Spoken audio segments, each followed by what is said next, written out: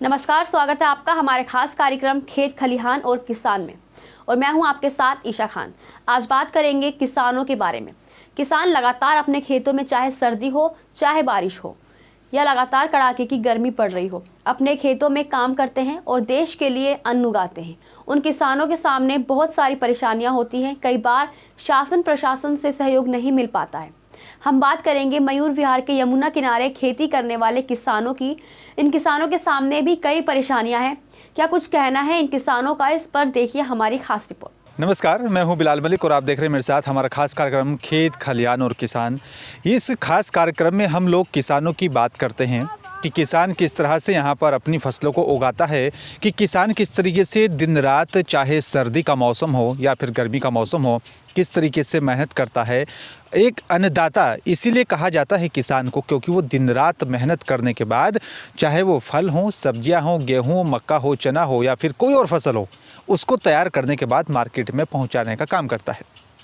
और हम आप सब कितनी आसानी से उन सभी चीज़ों का इस्तेमाल करते हैं, लेकिन उसके पीछे कितनी बड़ी मेहनत यहाँ पर किसानों की होती है।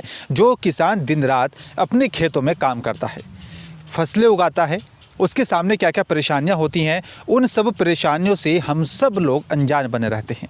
आज हम लोग बातचीत करेंगे ऐसे किसान से जो फसल उगाता है, सब्जियां उगाता है। उसमें सब्जियां अलग अलग प्रकार की, चाहे पालक हो, धनिया हो, गोभी हो, चाहे फूल गोभी या बंद गोभी हो, तमाम तरह की फसलों को उगाने के ये किसान यहाँ पर काम करते हैं। चलिए इनसे बातचीत करेंगे और जानेंगे कि आखिरकार ये किसान कितनी मेहनत करते हैं और उन फसलों को उगाने के लिए इन किसानों को कितनी मेहनत यहाँ पर करनी पड़ती है और किस तरीके से मार्केट में ले जाते हैं, किस तरीके से सेल करते हैं और उससे जो अर्निंग होती है उससे अपना जीवन यापन, अपने परिवार का जीवन यापन, अपने बच्चों की पढ़ाई लिखाई, उसको कैसे करते हैं। सर, ये जो पालक है इसको कैसे उगाते हैं आप, इसकी शुरुआत कैसे होती है? पहले जुताई होती है, फिर बीज लगता है इसमें जी। उसके बाद में फिर पानी दो, जब तैयार होती है ये। अच्छा, तो इसमें ये कितना मेहनत का काम हो जाता है आप लोगों का? इसमें तो बहुत मेहनत का काम है जी। तो ये अगर हम लोग एक बीघे की बात करें तो उसमें कितना खर्च आ जाता है आपका, कितनी मेहनत होती है, फिर उससे अर्निंग की बात कर तो कितनी अर्निंग हो जाती है? बीघे में खर्च की बात तो ये है कि खर्चा बीज बोना है तो बीज भी महंगा आता है, फिर मेहनत भी करनी है, इसकी नड़ाई दफाई भी करनी है, पानी भी देना है। अच्छा, तो इसमें खड़े हो जाओ आप मेरे साथ। तो इसमें जो मेहनत आप लोग करते हो, जैसे कि अभी हम लोग देख रहे हैं चारों तरफ चल करके कि भाई गोभी की फसल है, ये मेरे ख्याल से ये हरा धनिया है, ये पालक की फसल, अभी आप पालक की कटाई कर रहे हैं। तो अलग अलग समय पर अलग अलग फसल उगाई जाती होगी। तो ये कैसे और कौन कौन से समय पर क्या क्या फसल उगाई जाती है? इस समय में तो गोभी मिलेगी, आगे जनवरी के बाद में भिंडी लगने शुरू हो जाएगी फरवरी में जी। फिर वो फरवरी में भिंडी लग जाती है, फिर वो चलती है।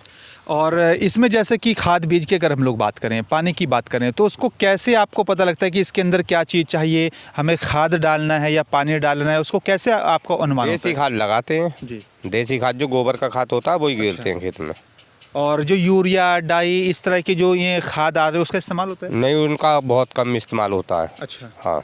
तो इसमें अगर हम लोग बात करें गोभी की, जैसे छोटे छोटे पेड़ पौधे गोभी की तैयार होने वाली है, तो इसको कितना वक्त लगेगा तैयार होने में? फिर इसको आप लेकर के कहाँ जाते हैं? गाजीपुर मंडी में ले जाते हैं। अच्छा। हाँ। तो और इसमें वक्त कितना लग जाता है इसको? इसमें लगेगा 3 महीने लगेगा, 90 दिन। अच्छा, 3 महीने का वक्त लग जाता है। और जो ये अभी आपने धनिया उगाया, इसको कितना टाइम हो गया है और इसका बीज का नाम क्या है? असल में एक वैरायटी होती है। वैरायटी धनिया के नाम से आती है ये। हाँ, इसमें कुछ दला हुआ होता है, कुछ साबुत होता है। अच्छा। वो अलग अलग होता है, अलग अलग उगाते हैं उसको। और जैसे कि अभी हम लोग देख रहे हैं, आप इसको बिल्कुल जड़ से निकाल रहे हैं, ऊपर से इसकी कटिंग क्यों नहीं करें? जब कटिंग करते आप तो शायद एक बार और उगाता ये हो गया आता है एक बार और जी, मगर कटिंग करने पर वजन बैठ जाता है इसमें। अच्छा। हाँ, कटिंग वाला जो बढ़िया नहीं रहता है। अच्छा, वो अच्छा नहीं होता है। और इसकी खास जो है, जिस तरीके से आप जड़ से निकाल रहे हो, फिर इसमें पेड़ हैं ये नीचे, तो इसको एक साथ आप लगाते हो दो फसलों को, या फिर कुछ टाइम के बाद एक दूसरी फसल को लगाते हो? जैसे आप जड़ से आपने ये निकाल दिया है पालक को, अब इसको आप मार्केट में ले जाएंगे, गोभी की फसल भी इसके साथ साथ तैयार हो रही है, तो उसमें क्या कुछ खर्च कम आता है आपका? हाँ, इसमें जुताई का खर्चा कम हो जाता है, बीज तो उतनी मेहनत बढ़ जाती है, जुताई का कम हो जाता है खर्चा। और अगर हम परिवार की बात करें, क्योंकि हम लोग जैसे कि देख रहे हैं आप ये अपने खेतों में रह रहे हैं, बाल गोपाल के आप लोगों की बात करें तो उनकी पढ़ाई लिखाई प्रशासन की तरफ से क्या सुविधाएं आपको मिलती हैं, या फिर किस तरह की परेशानी आपके सामने आती है यहाँ पर? या परेशानी तो कुछ भी ना है, मगर ये पढ़ाई लिखाई अंदर जाने पड़ता है बच्चों को। कुछ यहाँ भी स्कूल खोल रखे हैं तो वो पैसे दे दे के पढ़ रहे हैं बच्चे। और जो अरविंद केजरीवाल सरकार की फ्री शिक्षा, फ्री स्वास्थ्य सेवाएं, उसका कितना लाभ मिलता है आप लोगों को यहाँ पर? लाभ मिलता है जिन लोगों के राशन कार्ड बने हुए उन्हें राशन भी मिलता है, जिसका नहीं बना हुआ है उन्हें नहीं मिलता है। हाँ। और जब ऊपरी इलाकों में तेज़ बारिश होती है तो उसका पानी यहाँ पर यमुना में बड़े स्तर पर आता होगा, तो उसके चलते आपको कितनी दिक्कतें होती हैं जब ज़्यादा पानी यहाँ पर आ जाता होगा, आप ऊपर जाते हैं? फिर यहाँ पे निकल जाते हैं, रोड पे पहुँच जाते हैं सब लोग। और फसलों को भी नुकसान होता होगा? फसल सब मर जाती है, 2 बार फसल मरी है अब के।